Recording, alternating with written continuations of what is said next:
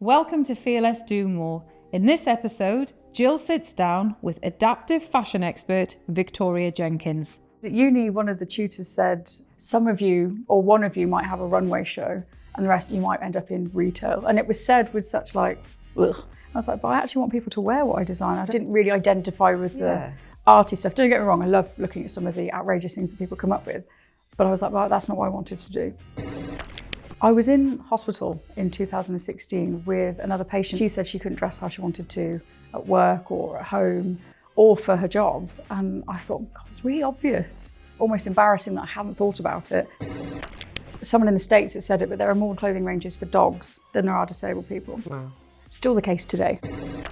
One of the sort of standout moments in recent times has been that you have managed to get a range into the high street. Yes.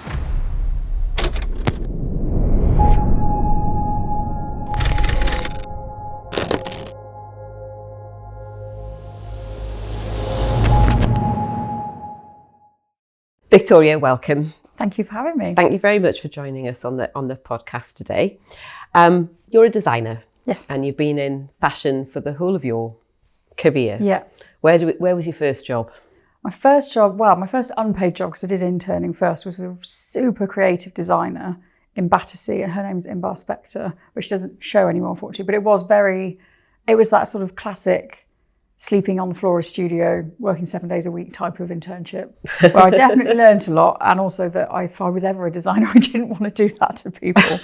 But so I worked there, and then I was a pattern cutter for an online e-commerce brand, and then sort of fell into being a garment technologist, which is like a clothes engineer, which is what I've done for most of my career. Okay. And were you always interested in fashion? Yeah, I mean, I did want to do dancing, and then I broke my ankle. Oh. So that put paid to that career path. But I always like drawing and illustrating. And I remember hearing as a kid, one of my next door neighbours saying to my mum, oh, I look awful in this top. And I remember looking and thinking, but I love that top, it's so pretty. And then just thinking, maybe if she doesn't like it, why is she wearing it? I remember thinking, I wish I could make people feel good in their clothes. And it kind of came from there. So that's that's the sort of the itch that you were trying to scratch in getting into fashion. You wanted to make people feel good in clothes. Yeah, and it was interesting because at uni, one of the tutors said, in the first week, I think, some of you or one of you might have a runway show and the rest of you might end up in retail. And it was said with such ugh. I was like, but I actually want people to wear what I design. I didn't really identify with the arty stuff. Don't get me wrong, I love looking at some of the outrageous things that people come up with. But I was like, well, that's not what I wanted to do. And how true, I don't know a huge amount about the fashion industry. How true is it that the runway shows are the inspiration for everything else and everything follows on from that? I think it used to be true. I think definitely since the pandemic, I think that shifted. I think it's now street style is a bit more of a thing. And I don't think we're as trend led, but I think, if there's a specific colour, I think that does trickle down.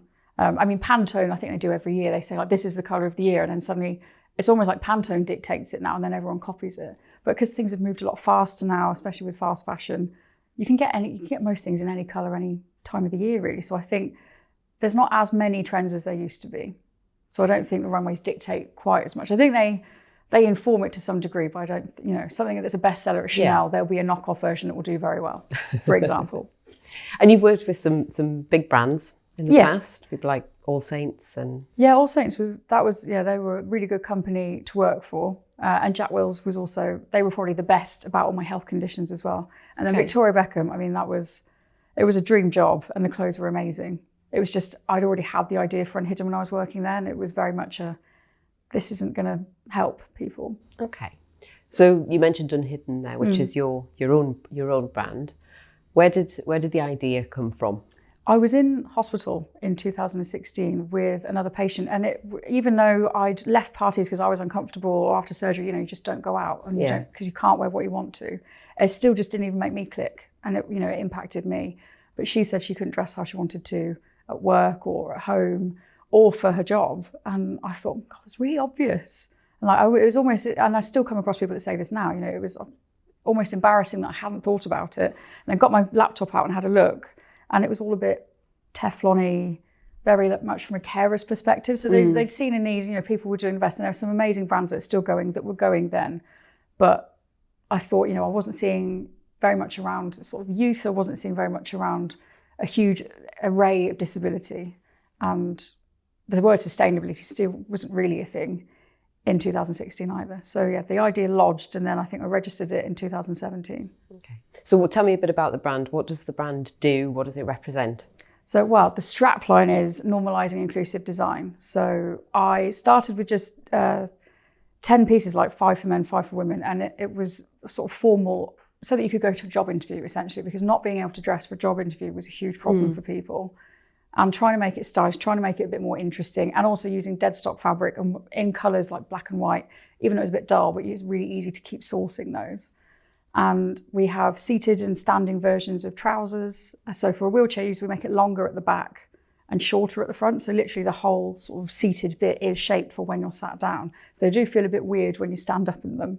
And we took the excess away from the front of the hip, from behind the knee, and made the hem level as well for a seated user. And then there's just different ways of getting in and out of them. So there's side openings, there's loops so that to help, if you can't do this movement, but you can do this movement, you can pull them up. Or if somebody else is dressing you, from a dignity point of view, they haven't got to touch your skin. Inside the pockets, there are buttonhole openings for tubes to be fed through the pocket rather than over the waistband. Wow. So there's heaps of things built into every single one. And yeah, I was going to say, so that's, it's got a really broad demographic who would be able to use your clothing. Yeah. What sort of research did you have to do to be able to make sure that your products were suitable for the broadest range of people as possible? I mean, I did start with looking at reviews of other adaptive brands and seeing what could I see consistently coming up as an issue. What were they selling? What was clearly selling well for them? And then I just sort of ransacked social media and I asked all sorts of people along the way. I mean, I think it helps as a garment tech. My job was where trims are, how you mass produce garments. So, a wheelchair user could say what they needed, but they wouldn't necessarily know how to achieve it. Whereas I could look at it and go, okay, well, this is how you would get to that functionality.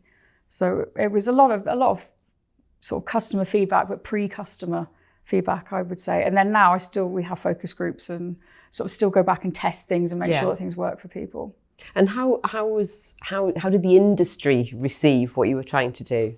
Well, when I launched for trading on my birthday of all things in 2020, and it's been 5 years to get to this point, but you think it's been 9 years from actually having the first idea to getting here, and the majority of it has been not interested. If anything, a very much a kind of reaction to it, and I think they're getting better now, and there's a lot more momentum behind it. But I think there's obviously still a very long way to go. But yeah, people just didn't understand the point, or they were like, if it was really a need, it would already be there. And I think they're just, not hiring people with disabilities. So it wasn't crossing people's minds is the other issue. And, not having disabled people being able to go into education and become designers themselves is also the issue. Yeah, so the people that are involved in the industry don't have the lived experience that would help them to understand the unmet need that was there. Yeah. When you go into something like that, and you're obviously so passionate about it, you've got the lived experience, you've spoken to people who've got it, you know that there's an unmet need there. How do you convince other people to come on that journey with you? Well, convincing the community wasn't that difficult, actually. I think there's a bit of a distrust for the first photo shoot, because I just literally reached out to complete strangers, or they applied, because I did a little shout out, but I think I had about 100 followers at the time. And they didn't really know, they'd never heard of adaptive fashion, so they didn't know what kind of shoot they'd signed up to. But I think people want to feel heard and seen and listened to. So I didn't really struggle to get disabled people on board, to get non-disabled people on board. I think what helped was the pandemic. Interesting, because we were all in the same room online together. Yeah. Whereas had that not been there, I don't think I'd have been able to get into these rooms, or there wouldn't have been people, in the fashion industry that would have heard and listened. So it was all done, I think, I did a lot of networking online during the pandemic that wouldn't have I don't think it would have been possible for me to physically do. So I think that actually really helped as well. And then just getting PR. I did do a course in PR, and I think that's probably the best money I ever spent because of, consistently getting it. And I think because people still think it's new, and I make a point of saying Unhidden's not the first adaptive fashion brand. There are others that exist and that existed before me. Some of them have come and gone. Some of them have just started. There's a huge amount of students now starting their own brands and doing really well with it. So it's been a huge difference, but it was kind of, trying to get the case, trying to get someone interested. Like I did one article, and it was someone in the States that said it, but there are more clothing ranges for dogs than there are disabled people. Wow. Still the case today, unfortunately. And then I have to back it up with, and yes, there are more disabled people than there are dogs. And everybody seems to have a dog these days, so that says a lot. Exactly. We can't grow our own clothes like dogs have fur. So generally, they don't actually need the clothes. But yeah, it's interesting, and that tends to people are like, oh, okay, that makes sense. And when you explain what they do and how many ways they can help, because the accessible design supports not just people with disabilities, but even if you've just broken a leg, but you can suddenly not get your trousers on, or you can't do up a shirt because you've broken a hand. There's different reasons why it might help at different times in your life. So do you have a standard range, or do you do bespoke work for people as well? I have done bespoke. I started as made to order, and then it was just the price point was too high. Yeah. And the supply chain, they were amazing, but it was based in Bulgaria. So sort of placing an order and then waiting 2 months. Not everybody wanted to wait that long. So when I got some investment, the first thing I did was buy stock. I do still do bespoke stuff now and then, but it's mostly been in wedding dresses. Oh, right. Okay. Yeah, because I could imagine that is well, there's they have the budget for that. Whereas, I do get asked. It's just, I think people kind of forget that bespoke is more expensive. Yeah. And it's not very affordable to do multiple fittings and try out different fabrics. And then, I usually work with a pattern cutter. I'll sketch it out, I'll do the fittings. There's multiple other people involved. You can't get a service like that for £50. And you said there that you had some investment. Yes, yeah. How easy a process was that? That wasn't very easy at all. I was fundraising for just, I think, over a year, but I did go on Dragon's Den, and so I knew I'd been on it, and then I had to wait a year for that to come out. So in that time I was fundraising, and everyone was kind of no. Like I got to a point where I stopped taking my stick in with me, because I knew if I walked in, I could just see people shut down. Right. As soon as I said fashion for people with disabilities, the rest of the room down. I was like, okay, no one here's interested in this. So it wasn't until Dragon's Den aired, and then I got my first shareholders. When people suddenly went, oh, actually. Yeah. Well, you realise that, potential investors do watch that show. Yeah. And they do pick up, especially when the Dragons all said no. So did somebody approach you after the show? Yes, yeah. Yeah. Yeah. And why did the Dragons, why did they say no? Well, I think really they could tell I needed more money than I was really asking for, but I was just desperate to buy stock. That was really all I wanted. Yeah. I wasn't thinking, and staffing costs. And they don't, no investor likes you saying that you need a salary, which is quite frustrating because everybody needs a salary. They had reasons for not, but I think it's just people are just, they don't believe there's a big enough of a market. Chuka said it's very niche, and I was like, I don't think 1 in 4 people is very niche. No, it's not really, is it? And that's if we ignore, age-related disability, which is, if you're privileged enough to live an older age, that would be everybody. Yeah. So yeah, I think it's, and again, I filmed that in 2022. So I think from where we were then to now, it's vastly different. I think if someone were to go on now and pitch the same thing, I think they'd probably invest. So what impact did getting that investment have? Well, it let me do my second show. I'd already done the first one because I got a sponsor. So I was able to do it with their money, thank goodness. But yeah, let me do a second show, buy stock, and sort of pay interns, because I really don't like having people work for me if they're not getting paid. And it let me pay myself a very small salary on occasion, although we kind of agreed that if I got external work doing speaking or whatever, that I would that month take less money. So I think it's an interesting dynamic, but it's difficult, I think, for investors to sort of explain, especially a disabled founder, once they've got investment, to not actually be able to sustain themselves. Yeah. So that I did find that very challenging. And then Unhidden was acquired last year. Okay. So now it's owned by the brand group, but I'm still CEO and still have equity in the business. And what was that like then, selling your baby? It's not my favourite process. No. I won't lie. It's because I had no, one, it happened a lot earlier than I thought it would happen. 2, it didn't go very well for the existing shareholders, and that was, breakdown of communications. It wasn't very pleasant, but I completely understand where they were coming from. And yeah, it was one of those, you'd kind of hope that you would be successful without having to sell, but there was no way I was going to be able to grow without some serious investment and some serious people with contacts behind them. So it's ultimately good, but it was very hard last year to get that done. But you're still in the business. You're still CEO. Quite often, I talk to a lot of entrepreneurs who sell, say they're going to stay, they last 2 or 3 months and think, I can't do that. I'm unemployable. I can't do this under somebody else's guidance. It's definitely difficult. Yeah. The chain of command, or not being able to just say yes to things immediately and have to go and ask, can I do this? I do hate that. But it's good because they very much sort of make me focus and be like, is that really the right thing you need to be doing right now? So that is helpful. For now, I don't know, it feels really arrogant to say, I don't think I could be replaced. So Unhidden as a brand doesn't really work unless I'm part of it. Again, that may change in future, but I don't know who they would get to replace me currently. So hopefully there's, I don't plan to leave, but there's no predicting what will happen next. So you're still doing a lot of the design, hands-on on the tools, doing the design work? Yeah, or at least we kind of did a bit, sort of, they had a design team that sort of supported and built in anything that was missing from the range that I had prepared. Okay. And then sort of help support on like key colours and prints and things. So the next range, it's almost relaunching Unhidden in September of 2025. Okay. Yeah, bit of a rebrand and a relaunch. And one of the sort of standout moments in recent times has been that you have managed to get the range, or a range, into the high street. Yes, yeah. Which is a major thing, because it's all right being, being able to go online and find a designer who can design a bespoke piece for you. But as you've already said, that is expensive. Yeah. And it seems ironic to have accessible clothing that is inaccessible to a lot of exactly, people. Yeah. So that's a major breakthrough. Yes, yeah, it was. And to be fair, when the first meeting with Primark, they had photos of my runway in their sort of presentation. I was sat there like, I don't understand what's happening here. And it was Zelda, my amazing PA, that said, they were pitching at you. I'm like, oh. You're so used to going and having to persuade people. Yeah. So like not having to persuade them at all, and that they really wanted to work together. And because, much as obviously you wish for your own company to be the first to have a store on a high street and do all of these things, they have a much bigger reach. One store is one store. Being able to get it into 96 stores across 10 countries has never been done before.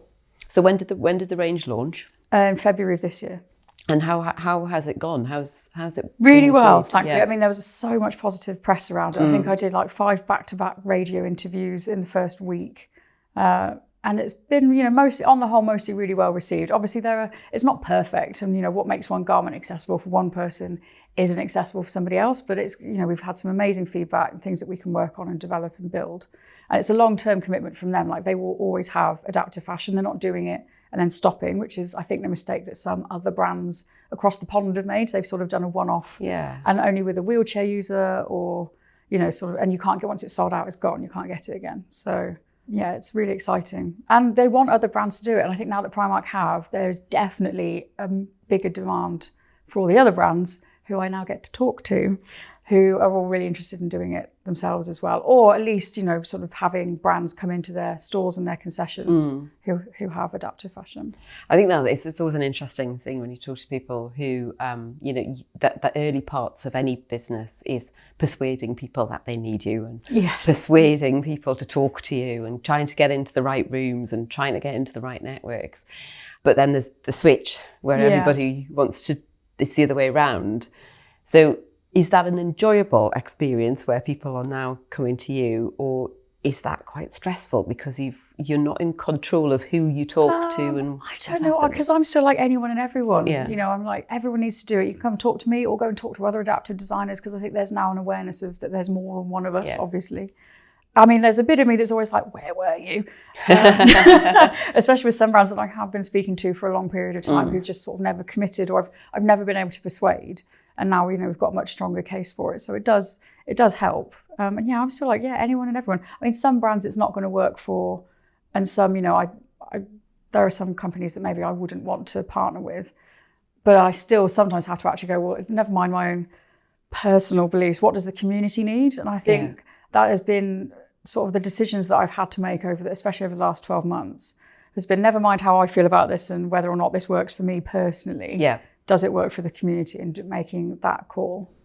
And if you could work with any brand in the world, which would be your sort of choice? I don't know really, because I want the global component to it really. So it's got to be a store that's worldwide, which, you know, Primark is. So in theory, we've kind of done it. I just want them to put it into more stores. What I really want to do is get one of the Paralympic contracts. At this point, I don't mind what country. I will take any country that will have me, because Team GB are kind of locked in with Adidas. Right. Up until I think like 2032. And do they have an accessible range? Adidas they are starting to do some adaptive sportswear. But the Paralympics, the only team with adaptive opening ceremony costumes and competition kit was Canada. Okay. Out of 78 countries. So I'm like, right, 77 others. Have at it. Well, if anybody from the Olympic organisation is listening, there's somebody here who can help.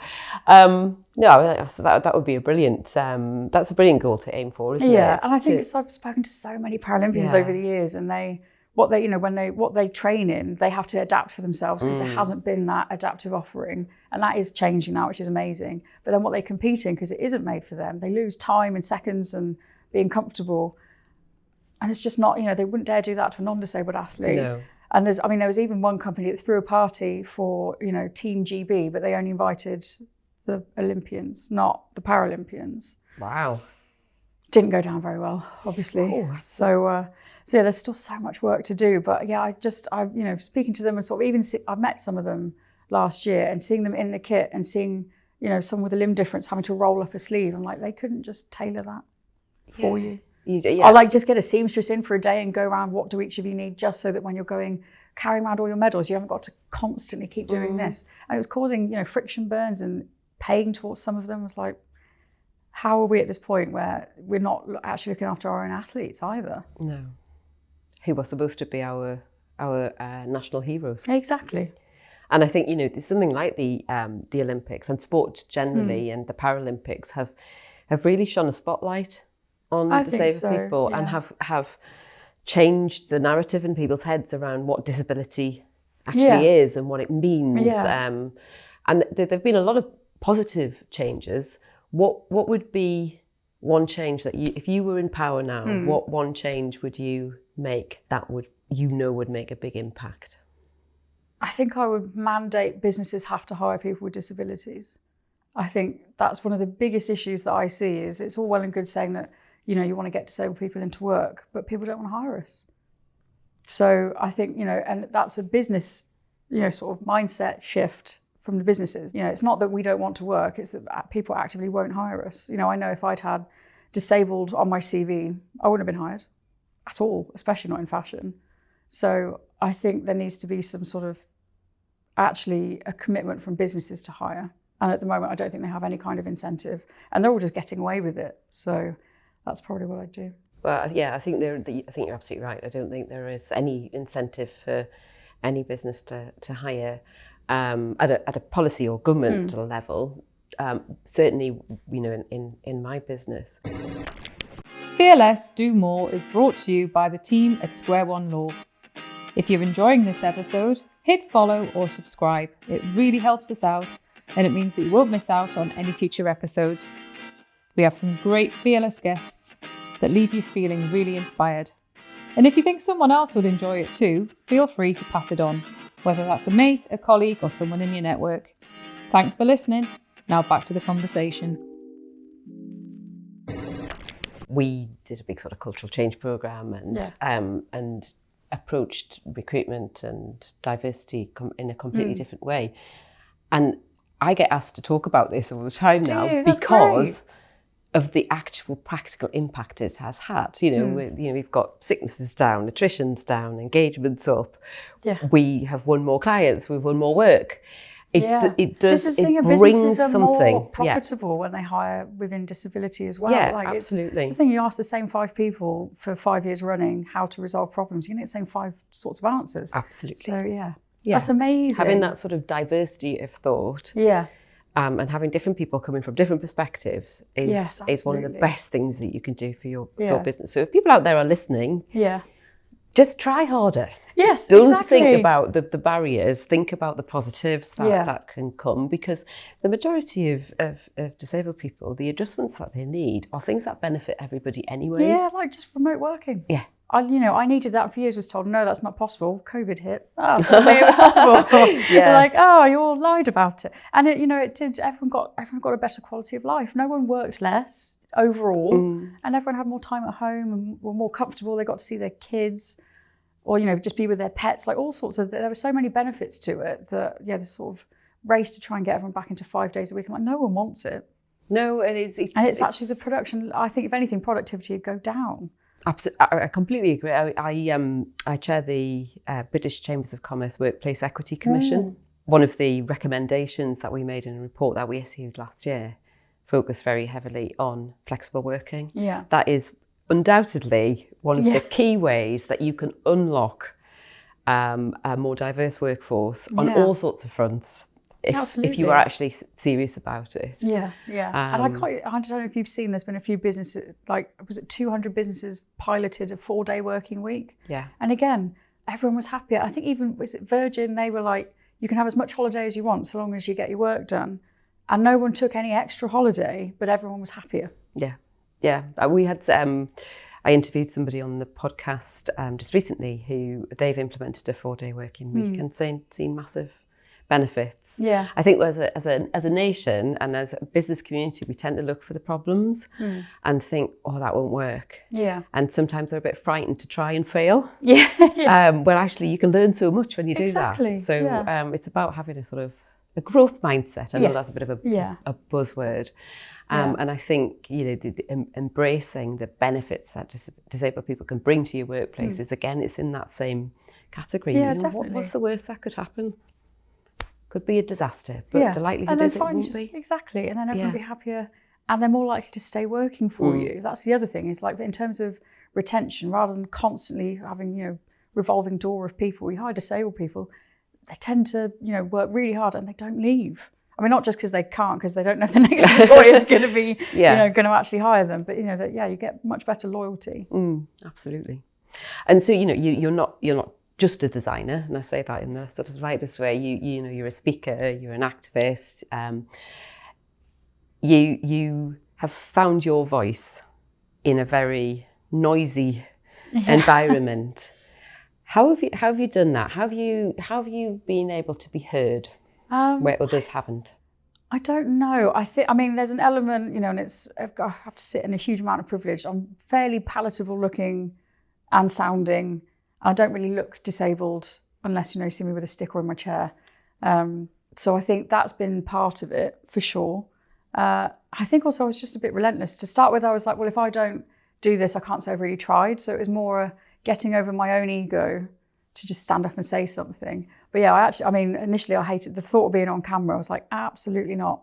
I remember when I was 18 doing a course on public speaking, I thought I'd rather die. I think a lot of people feel like that about public speaking. I think it's something that's it's terrifying. But I think once I started strong with doing a TED talk, and I actually, for that, I took my glasses off and I didn't have contacts at the time, so that I couldn't see the audience, because I thought, if I can't see them, but then I couldn't see the countdown timer. So my TED talk is 10 minutes instead of 15, because I had no idea how long I was speaking. What did you talk about in your TED talk? I spoke about fighting ableism through fashion. Okay. So I sort of started with. I started pretty dark, and it was just at the start of the Russia-Ukraine war, but saying disabled people were being left, in the basements of hospitals because they couldn't leave, and how Action 4 SAS soldiers would dress up as doctors and go into the homes of disabled people and children and remove the disabled people and kill them. And that was what they did in the run-up to then all the, Auschwitz and the concentration camps. Yeah. So it's they always start with disabled. They tested it on disabled people and then just applied it unilaterally. Quite horrifying. Yeah. So it was sort of about, but how them turning up in a white coat made you feel safe. Whereas if they turned up in soldiers, you wouldn't have submitted your children, because they were all being told we're taking them away to make them better. Yeah. Obviously that's not what happened. That's I will hunt out your TED talk and I will watch it. But so you sat there like, and actually I completely forgot. I did a visual description when I sat down, but I had one of my Neo Walk light up sticks, and I put it on the floor and completely forgot to mention it. And then as I was leaving, I got stopped by 5 different people with a visual impairment saying, amazing talk. I've never heard anyone do a visual description before, but I've also been told you've got a light up stick that you failed to mention. I know, I'm so sorry, I was so nervous. It's really nerve. I mean, that's the most terrifying thing I think I've ever done in my life. And then I followed it with an audition with the Dragons, like, I don't know, a month later. And I got the email for the audition date or the filming date for Dragon's Den the morning of the TED Talk, which I shouldn't have read because I was there, like, I was so jittery anyway, like, and I had stupid high heels on. I'm amazed I didn't fall over in. But yeah, I think once you've done that, any other kind of talking becomes a lot less scary. You get quite a lot of support around TED, don't you? I interviewed the person who set up TEDx Teesside, and you get all this sort of coaching from previous people who've done TED Talks. Yeah, we've got a WhatsApp group. We all still have a chat. And I mean, I did it in Brighton, which they did say it's the largest in-person TED in the UK, which I didn't know and wasn't helpful to be told that the day before either. But like, we all went the day before, so we got to go on the stage and sort of have a look out. And obviously had all the lights up. I was like, that's a lot of people. But again, you know, sort of once you get through it, like, it's the buzz. You just kind of like, I survived. What did I say though? I had no idea what I'd said. As soon as I got off, I was like, I'm going to have to watch that back and see. So, but yeah, I think, you know, sort of doing things like that, obviously it does build your confidence. And then just sort of seeing, you know, I do sit slightly protected in that I can say the scary thing that other people are not as safe to say because they don't know what's going to be taken away from them if they say it. Whereas I'm kind of like, well, you can't take what you don't have. Like, you know, there's no safety net. There's nothing you can really do to me that's not already been done. So I may as well say it anyway.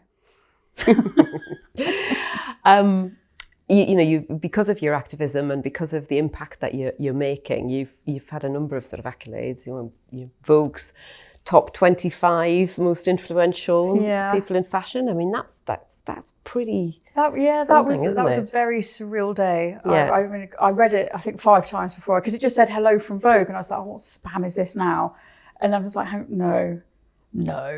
And then hang on a minute, they're saying the September edition is out now, and I sent my PA Zelda, I sent her straight out to go and buy a copy, and then we flicked through and there I was, like above the Queen Camilla and next to Kylie. I was like, what is my life? And then I bought a lot more copies. So it's good. I think, you know, Vogue still have some responsibility to do a bit more with disability inclusion. You know, they had that massive, 5 different people with a disability on the cover.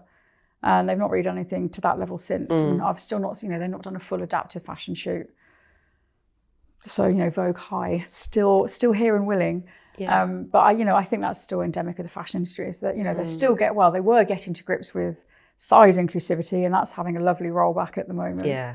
I think they do better on ethnicity now. But, you know, it's all gone a bit back to tiny little people in a row, and it's just a bit boring. I actually find it really joyless to watch now. It's a really random question for you. AI. I have a concern around AI in the fashion industry because I suppose it's a benefit that you can show lots of different body types, disabilities, ethnicities, all of that sort of thing.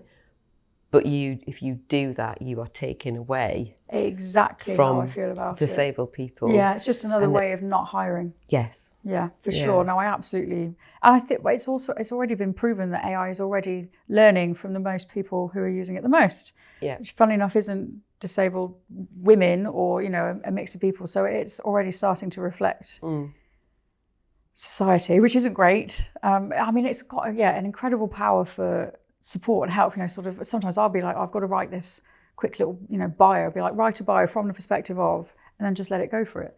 It's great. Or, you know, if I want to argue something, like, find me all the facts and the verified facts around this subject, and they'll do it a lot more concisely and quickly than, you know, clicking on various different sort of links through search engines. But yeah, I think it's a slippery slope for sure, and very difficult to regulate. I can't. You know, you can say these tools have got to be trained on inclusive materials by ethnically and just generally a diverse group of people, but how you actually police that, I'm not sure. I don't know either. One to watch for the future. Yes, well, I mean, at least on social media platforms, it does say, like, you're meant to say if it was created through AI. Whether everyone, you know, I don't think you get punished if you don't say it. But I think, I can usually spot it if something's AI. I think it gets more perfect. Scary when exactly. There's no skin texture or, you know, but yeah, there's.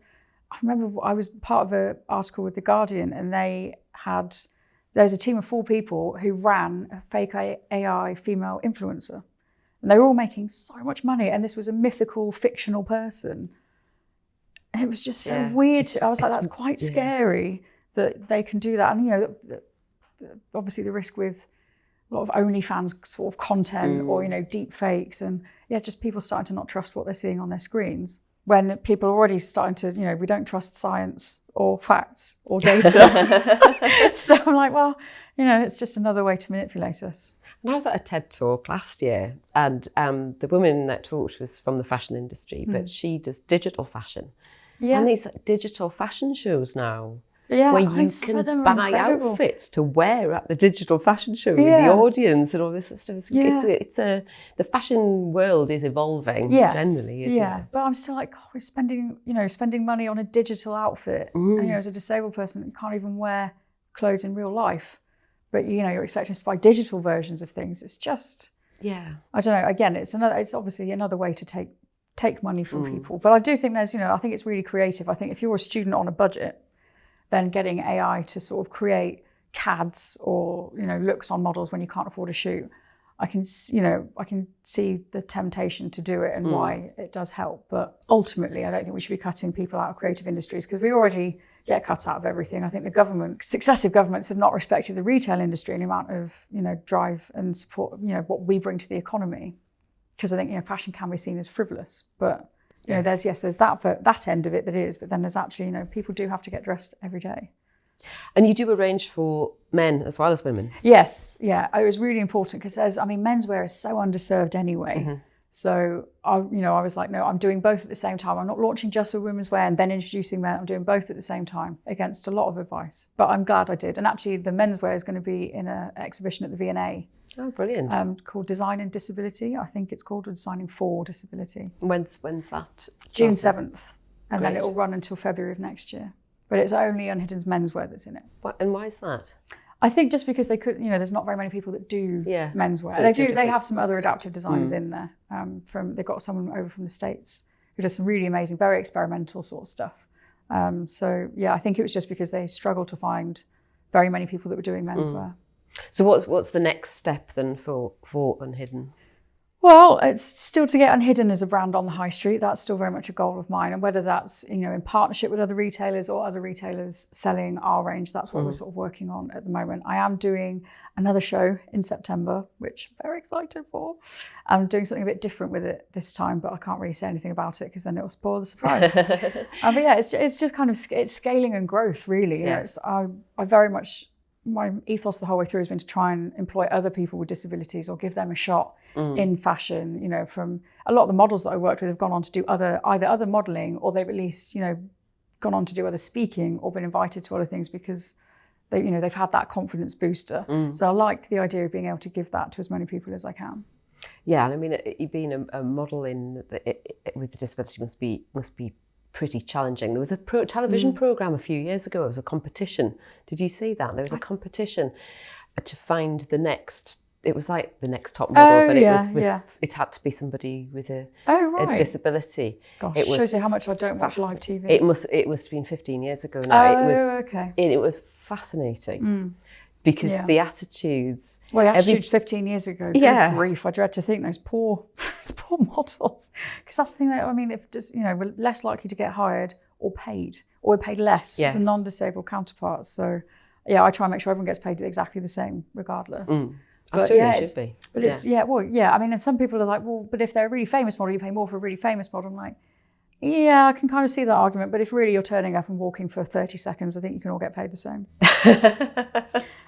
So yeah, I don't know. It's an interesting economy with models and payment, but and the amount of venues that, you know, someone might want a disabled model, but they have no idea what real accessibility means or how to achieve it, and then, you know, the model ends up having a bad time as well. But I think the other issue as well is actually because we've been fed crumbs for so long, is that we always are very nice. We don't want to be difficult. And then, you know, we're starting to sort of find our voice in the industry and saying, no, actually, you can't treat us like this. You can't send us to castings that are inaccessible. You can't send us to shoots that are inaccessible. But, you know, sort of, you know that that's probably the one time that person's going to hire a disabled model, because they didn't have a positive experience, and because we weren't there like, thank you so much for having me. Because we shouldn't, we should be respected the same. I think it can be very infantilizing a lot of the time. And outside of the sort of fashion world, yes, what sort of things do you get up to? Not very much. We should just at home constantly doodling. Yeah. I don't really know. I mean, I used to really love music festivals, but I find them really physically a struggle. Yeah. Now, I think I went to Glastonbury 4 or 5 times, and the last time I was like, I think this is the last time. Even with, they do have amazing access, but even with that, I was like, can't do it. Can't be sleeping on the floor, or, bad weather, or not being able to sit down. I mean, that's the thing. If the weather's good, you can just sit on the floor and it's not the end of the world. But if the weather's bad, there's literally nowhere to sit. So, I struggle with that. And it's just, I haven't had the money to do anything else anyway. So it's either at home streaming and watching things, or at work. It's kind of it, a little bit of a boring life. You talked about your sort of the moment where you're most frightened in your life was standing up and doing your TED talk, and then and particularly having got the invitation to go on Dragon's Den on that morning. But throughout your career, you've been pretty fearless. I mean, this podcast is about being fearless. What has driven you? What's kept any fear that you have had at bay? I think because I've always just thought it's bigger than me. Every day I wake up and know that there are people that can't get dressed. So that's kind of, I'm like, I can set aside how I feel and whether I look okay, whether I sound okay, as long as the message gets out there. It doesn't, I sort of try and squash the bit of fear in me. I mean, I try and find things to do that do still scare me. One of which is actually modelling in itself. Like, I was asked by Primark wanted me to go on stage at an expo and sort of like in the end, what I did was I walked up and sat down. So it wasn't actually that scary, but I was really worried I was going to have to do some kind of runway thing. The thought terrifies me. I have immense respect for people that are prepared to do it, because that is where you are just being looked at. And I generally, not a fan of that. As long as the message gets across when I talk, it's not important to me, within reason, what I look like.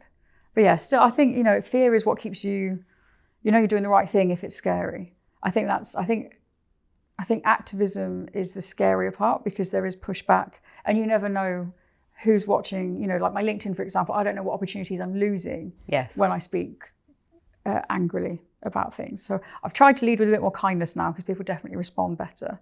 But I think there's always something that's scary, but that's kind of, once you do it, then it stops being scary, and then you do the next thing. And I saw a brilliant quote the other day. It said that being brave often, a lot of the time, feels like being fearful. And I thought, I would never describe myself as brave. I would say I'm scared, but I'll do it anyway. That's what I always say. The end goal is worth more than that. Yeah, my discomfort is exactly. Yeah, exactly. No, I think you're absolutely right on that. I mean, you around sort of engaging with people with kindness.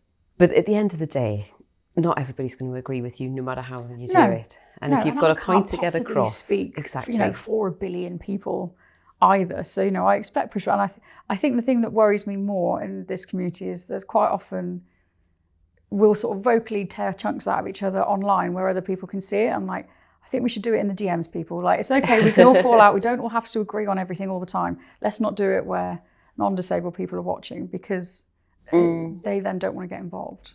Yeah, and a fragmented community is not a strong one. You need to have a common voice on a lot of issues that affect disabled people across the piece.